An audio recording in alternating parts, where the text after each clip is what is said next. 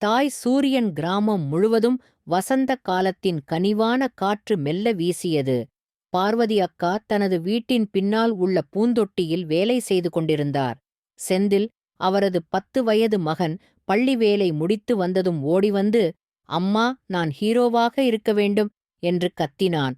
பார்வதி சிரித்து, ஹீரோவா, அதற்காக என்ன செய்ய வேண்டும் என்று கேட்டார். செந்தில், நான் எல்லா மக்களுக்கும் உதவணும். என் நண்பன் அருண் சொன்னான், ஹீரோவா இருக்கணும்னா பிறரைப் போல பொறுப்பாக இருக்கணும்னு என்றான்.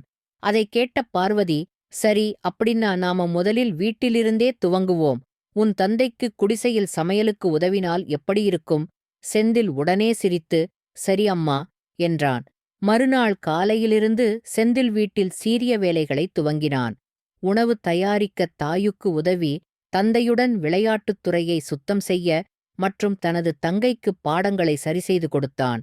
கற்றல் பயணத்தில் பொறுப்பும் மகிழ்ச்சியுமென இரண்டுமே சேர்ந்திருந்தன. ஓரிரு மாதங்கள் கழித்து பார்வதி அக்கா பிள்ளையின் செயல்பாடுகளைப் பார்த்து பெருமிதம் கொள்கிறார். சிகப்பு புள்ளி, ஹீரோவாக இருப்பது பெரும் செய்கைகளுக்கு அப்பாற்பட்டு மற்றவர்களுக்காக சின்ன சின்ன உதவிகள் செய்யும்போது துவங்குகிறது என்பதை உணர்த்தும் ஓர் கதையாக இது அமைந்தது. உங்களுக்கு இந்த கதையின் தொடர்ச்சியாக வேறு பிரிவுகளை எழுதவா? ஹெஹே.